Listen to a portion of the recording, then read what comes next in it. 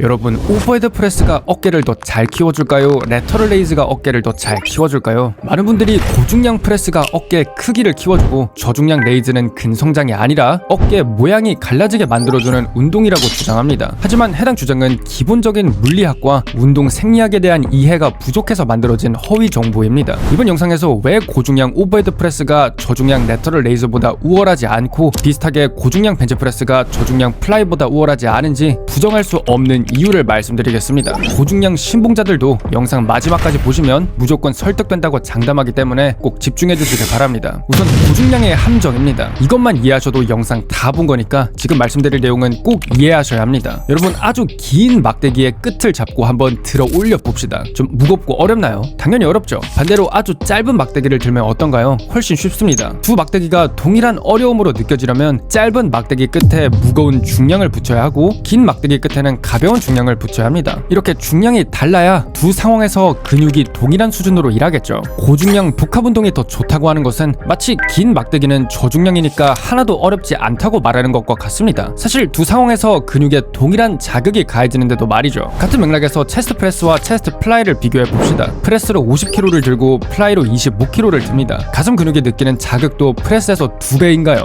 당연히 아니죠. 지금 프레스에서 팔이 접혔기 때문에 모멘텀이 더 짧습니다. 40cm라고 합시다. 플라이에서는 팔을 폈기 때문에 모멘텀이 80cm로 더 깁니다. 이제 근육이 느끼는 실질적인 힘, 근육을 당기는 실질적인 장력인 어깨 관절에서의 토크를 계산해 봅시다. 토크는 모멘텀 곱하기 힘이니까 프레스에서 50 곱하기 40으로 2000, 플라이에서는 25 곱하기 80으로 여전히 2000으로 동일합니다. 그러니까 가슴 근육이 어깨 관절에서 팔뼈를 당기는 그 힘, 장력 자체를 계산해보면 토크가 같으니까 그 힘도 같다는 의미입니다. 플라이를 하든 프레스를 하든 결국 가슴 근섬유를 당기는 그 개별 근섬유의 장력이 같은데 도대체 어떻게 프레스가 고중량이니까 더 많은 근성장을 유도하나요? 여러분, 물론 눈에 보이기에는 더 고중량을 드니까 운동이 더 많이 된다고 생각할 수 있습니다. 하지만 여러분이 꼭 알고 가셔야 하는 게 외부 중량과 근육이 느끼는 내부 실질적인 장력은 완전히 다릅니다. 마치 긴 막대기를 들려면 가벼운 중량임에도 정말 많은 근육의 힘이 필요하고 짧은 막대기는 같은 힘을 위해 더 무거운 중량이 필요하듯 복합 운동과 고립 운동은 결과적으로 같은 내부 토크를 가져 근육이 수축하는 힘도 같고 근성장 이점 또한 해당 부분에서는 동일합니다. 물론 운동 역학이나 저항 프로필 쪽으로 가면 이야기가 달라질 수 있지만 그건 복합 운동이나 고립 운동의 문제가 아닙니다. 그래서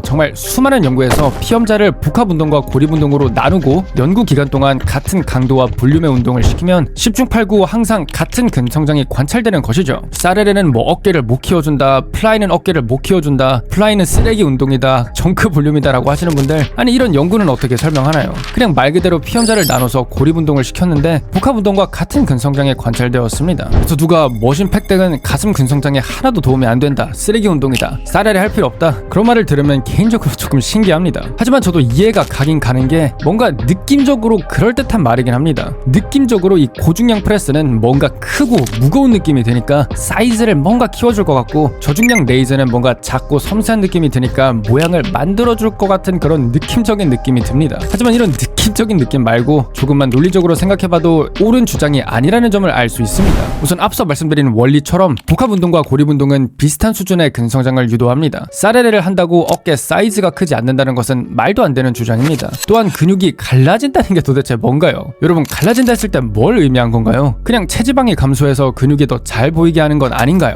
저희가 특정 운동을 했을 때 그 근육이 더 갈라지게 한다는 과학적인 근거는 단 하나도 없습니다. 살이 빠져서 체지방이 낮아져서 근육이 더 선명해지면 선명해졌지 도대체 어떤 운동이 체지방과 관계없이 근육을 갈라지게 하나요? 아니, 내가 아는 유튜버는 자기가 직접 해봐서 안다는데 그 유튜버가 자기가 해봤을 때 프레스를 하면 사이즈가 붙고 레이즈를 하면 어깨가 갈라지는 걸 실제로 경험해봤다는데 이런 하찮은 이론 가지고 쓸데없는 소리 하지 마라. 물론 뭐 그렇게 생각할 수도 있겠죠. 하지만 보디빌더들이나 뭐 인플루언서나 유튜버들이 어깨 운동으로 프레스만 하거나 레이즈만 하나요? 프레스와 레이즈 둘 다 하면서 둘 중 어떤 운동이 사이즈를 키워줬고 어떤 운동이 어깨를 갈라지게 했는지 개별적으로 아나요? 둘 다 하는데 그 둘 중 누가 사이즈를 키워줬고 누가 어깨를 갈라지게 했는지 알 수 없을 것입니다. 또 그 기간 동안 체지방이 일정했나요? 뭐 가슴 운동을 할 때 전면 삼각근이 쓰이고 등 운동을 할 때 측면과 후면 삼각근도 쓰이는데 이렇게 다른 운동에 영향도 많은 상황에서 어떻게 프레스가 사이즈를 키워주고 사레레가 어깨를 갈라지게 해주는지 알 수 있나요? 무슨 말이냐면 운동을 하던 기간 중 분명 사이즈가 커졌거나 뭐 모양이 더 갈라진 순간이 분명 있었을 것입니다. 거울을 봤는데